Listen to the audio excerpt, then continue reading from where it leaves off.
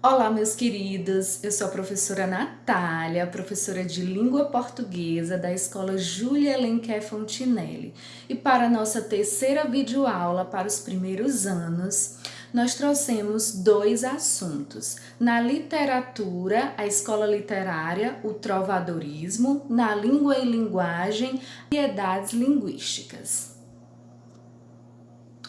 E no trovadorismo, eu trouxe essa imagem para que a gente possa analisar. Nós percebemos aí várias pessoas com instrumentos musicais, outras parecendo que estão cantando. E parece que estamos numa festa, né? E com essa imagem eu já gostaria de deixar um alerta. Infelizmente, nesse momento, nós não podemos festejar, né? Nós não podemos aglomerar. Então, eu peço a todos vocês que, por favor, se cuidem de quem vocês amam, se protejam. Infelizmente, a gente ainda está passando por essa pandemia, então todo o cuidado é pouco.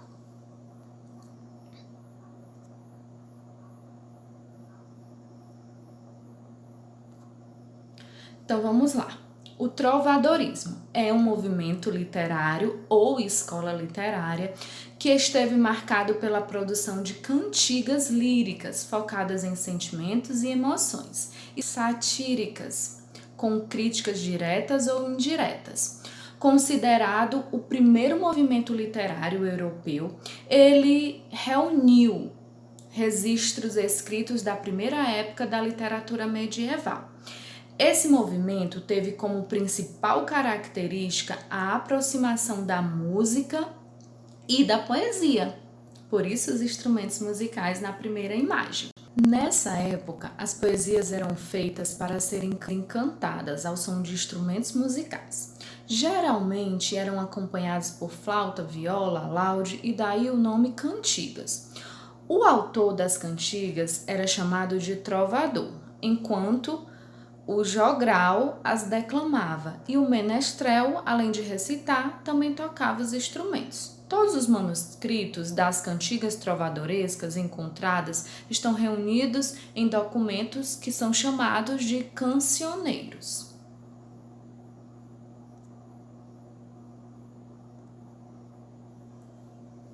Contexto histórico do trovadorismo. Durante a Idade Média, a concepção de mundo era essencialmente teocêntrica, ou seja, Deus era o centro de tudo. A igreja, nesse momento, tinha uma importância fundamental na vida das pessoas e toda a produção e recepção das artes estava relacionada a ela. Como poucos tinham acesso à leitura, à escrita, à cultura letrada e às artes em geral, era no espaço das igrejas que as pessoas podiam conhecer um pouco as manifestações da pintura, da música e da arquitetura.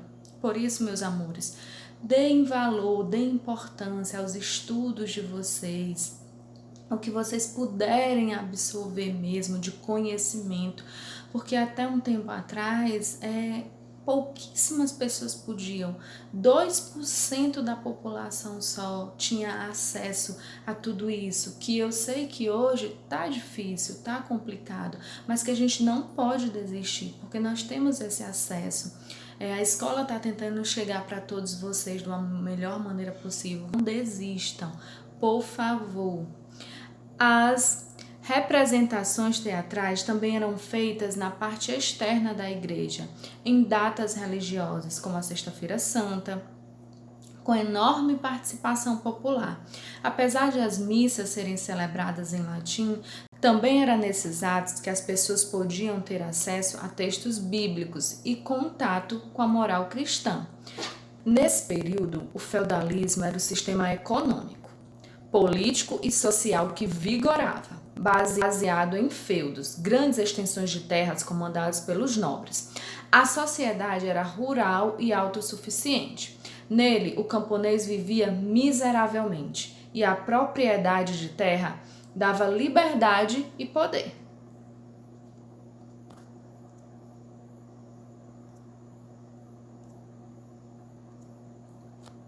As principais características do trovadorismo: união da música e da poesia, recitação de poemas com acompanhamento musical, produção de cantigas líricas que evidencia os sentimentos, emoções e percepções do autor, e satíricas, que têm como objetivo criticar ou ridicularizar algo ou alguém. Principais temas explorados eram o amor, o sofrimento, a amizade e críticas política e social.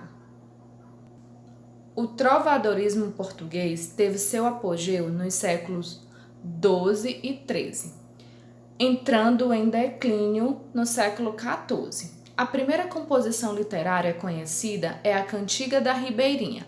Ela foi escrita pelo trovador Paio Soares e dedicada a Dona Maria Paz Ribeiro.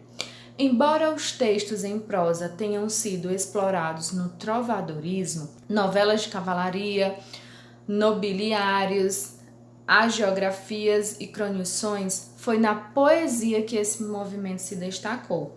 Assim, temos a poesia lírica trovadoresca, que incluem as cantigas de amor e as cantigas de amigo, e a poesia sátira, que reúnem as cantigas de escárnio e as cantigas de maldizer. As cantigas do trovadorismo, poesia lírica trovadoresca. Foi dividida em cantigas de amor, que apresentam uma expressão poética sutil e bem elaborada. Os sentimentos são expressos com mais profundidade, sendo que o tema mais frequente é o sofrimento amoroso.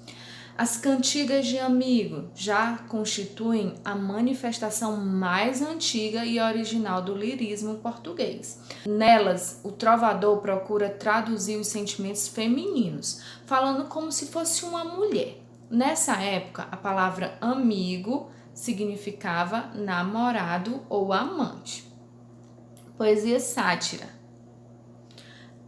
Estão presentes as cantigas de escárnio, que utiliza-se uma linguagem trabalhada, rica em imagens e ambiguidades, a fim de não revelar diretamente a pessoa ou as pessoas satirizadas.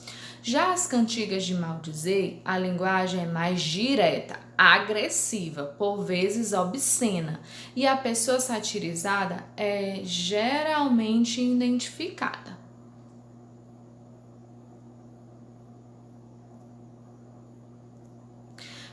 Os principais autores do trovadorismo em Portugal.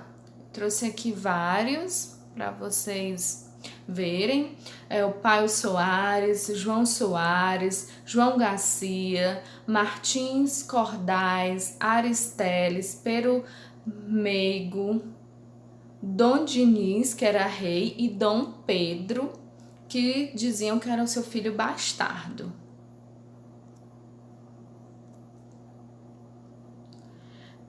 Eu trouxe agora para vocês aqui só um resuminho para vocês fixarem o que foi trabalhado, o que foi dito na escola literária Trovadorismo.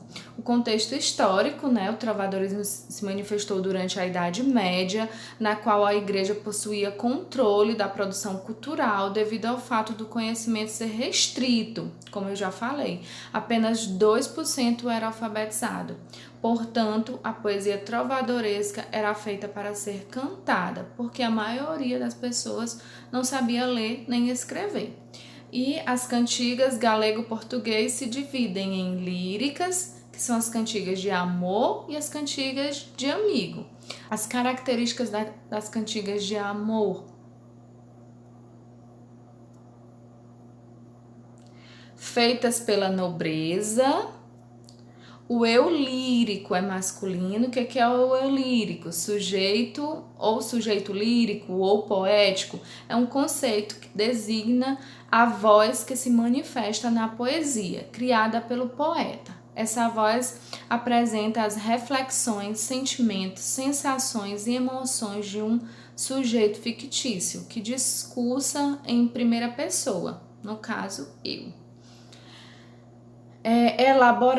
Mais elaborada e coita de amor.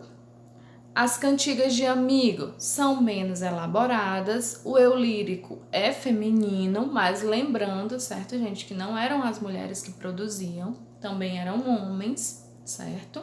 Infelizmente, né? As mulheres não tinham quase que nenhuma participação. O eu lírico reclama de saudade, né? Nas sátiras podem ser de escárnio ou maldizer, né? As cantigas de maldizer, as características direta, explícita, linguagem ofensiva, muitas vezes fala sobre casos amorosos envolvendo o clero. E as cantigas de escárnios já é indireta, né? Duplo sentido, ironias, trocadilhos, ridicularizando a nobreza. Agora vamos entrar nas variedades linguísticas, tá certo? Qualquer dúvida sobre a nossa aula, a gente vai tirar na aula presencial online. Anotem as dúvidas. Trouxe também uma tela, né, para que vocês já venham aí pensando que são essas variedades linguísticas. Trouxe aí várias palavras, né? Ba, che, oxente, sou, oxi, uai. As variedades linguísticas são as variações que uma língua apresenta de acordo com as condições sociais, culturais, regionais e históricas em que é utilizada. Todas as variedades linguísticas são adequadas, desde que cumpram com eficiência o papel fundamental de uma língua, o de permitir a interação verbal entre as pessoas, isto é, a comunicação. Então, não existe nenhuma maneira de falar melhor ou pior do que a outra. Todas têm a sua importância, se cumprem o seu papel principal, que é comunicar, levar a mensagem. Os tipos de variação. Temos a variação regional ou diatópica. É a variação regional. É uma mesma língua sendo falada de forma diferente, dependendo da localidade. As regiões brasileiras têm marcas peculiares de pronúncia e entonação. Trouxe aqui para vocês o nosso carioquinha aqui no Ceará, mas no Rio Grande do Sul, né, é cacetinho. Na região norte é carequinha. Na França já é pistola. Em Portugal já é carcaça ou cacete. No Rio de Janeiro é pão de sal. No interior do Nordeste é pão aguado. Então aí, ó, várias palavrinhas para designar um pão. Olha aí. Então, essa é a variedade que a gente tem da nossa língua, que é fantástica. Variação diastrática. O que é essa variação diastrática? Quando as diferenças na comunicação resultam de fatores como a classe social, a idade, a origem étnica ou o nível de instrução. Designam-se por variedades sociais ou variação diastrática, certo? Registro técnico, uso de terminologia específica e rigorosa relativa a determinada profissão e usada nesse contexto. Exemplos, os médicos, os advogados, que têm aquela linguagem mais específica. Gíria, uso de vocabulário e expressões próprios de determinados grupos, né? E calão são uso de termos grosseiros, normalmente provenientes de uma população com nível sociocultural inferior. Ou não só isso, são as pessoas realmente que não têm o cuidado com as palavras. Trouxe também aqui um exemplo para vocês. no médico, né, passando a receita. De acordo com o laudo, você está com um processo de intumescência resultante de lesão inflamatória e necrose subcutânea. Meu Deus, doutor, e quanto tempo eu tenho de vida? Ah, não se preocupe, é só um furúnculo. Variação diamésica. É a que acontece entre a fala e a escrita, ou entre os gêneros textuais. Tem a ver com o meio de comunicação empregado, ou seja, a fala, um documento escrito, um e-mail, uma mensagem no WhatsApp e assim por diante. Também trouxe aí, né, o exemplo da variação diamésica para vocês. Trouxe uma conversa no WhatsApp da avó Célia com o neto Felipe. Por favor, não façam isso com as suas vozinhas, tá certo? É muito feio. Felipe, ajuda a avó aqui. A TV, olha aí, abreviado, né? Parou aí só, mas não tá certo, né? Parou de novo. Olha o que o Felipe bota. Felipe não está no momento. Deixe seu recado após o bip, bip. Felipe, aqui é a sua avó. Quando lê essa mensagem, você vem aqui em casa. Ela cai. Mensagem não enviada. Aperte 1 para enviar de novo. A coitadinha da vovó dele apertou 1 de novo. Tente novamente, novamente. E aí ele ficou fazendo hora com a avó. Não pode fazer isso. Essa é uma conversa, né, no WhatsApp. E eu trouxe também uma bula de remédio para vocês, paracetamol, né? E tem apresentação, uso oral, uso adulto acima de 12 anos. Tem aí a composição, né? Para que este medicamento é indicado, como este medicamento já é uma linguagem mais formal, tá certo? Agora vamos falar da variação diacrônica. A variação diacrônica é o conjunto de mudanças verificadas numa língua ao longo de sua história, certo? Ao longo da história, né? Uma língua muda através dos tempos, garantindo uma continuidade e, ao mesmo tempo, uma inovação que permita preencher novas necessidades comunicativas dos falantes. Trouxe aqui esse exemplo que é muito famoso para vocês, como antigamente, né, chamava vossa mercê. Aí depois ficou vós mercê, já tirou aí mais um S, você, já passou para você e agora C. Você vai não, né? E agora também o VC, né? A norma padrão. Apesar de a língua apresentar muitas variedades linguísticas, há uma tradição gramatical que define alguns parâmetros para a escrita e para a fala em situações mais formais. A criação dessa norma tomou por base textos específicos de autores de literatura consagrados.